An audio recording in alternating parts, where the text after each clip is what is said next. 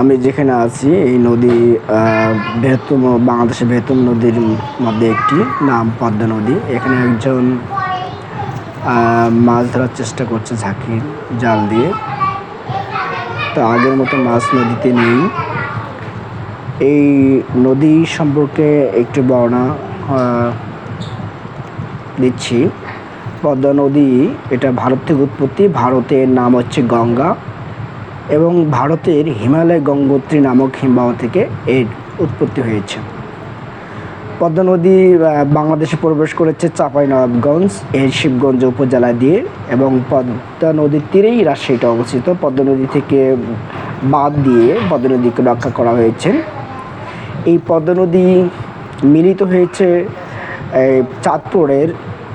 চাঁদপুরের মেঘনা এবং ডাকাতি নদীতে এবং সেখান থেকে মিলিত হওয়ার পরবর্তীতে এই পদ্মা নদী পরে রূপান্তরিত হয়েছে মেঘনা নদী এসে প্রবাহিত হচ্ছে। পদ্মা নদীর কিছু আমরা উপনদী যদি বলি, উপনদী বলতে এই পদ্মা নদীর উপরে এসে কোনো নদী পড়েছে, সেই উপনদী মহানন্দা এবং পূর্ণপাড়া। এছাড়া পদ্মা নদীতে কিছু শাখা নদীও আমরা দেখতে পাই।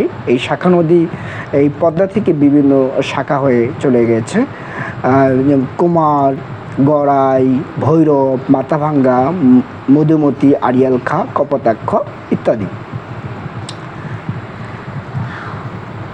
রবীন্দ্রনাথ ঠাকুরের কুঠি বাড়িটা এই পদ্মার তীরেই কুষ্টিয়া জেলার শিলাইদহে অবস্থিত।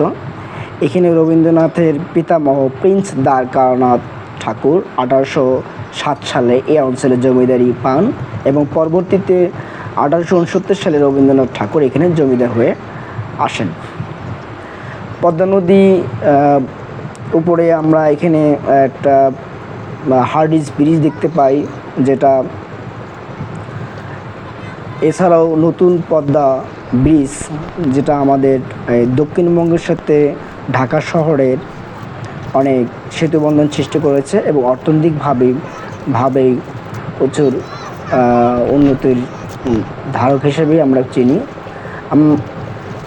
আমরা পদ্মা নদীতে এখানে দেখতে পাচ্ছি কিছু মাছ ধরা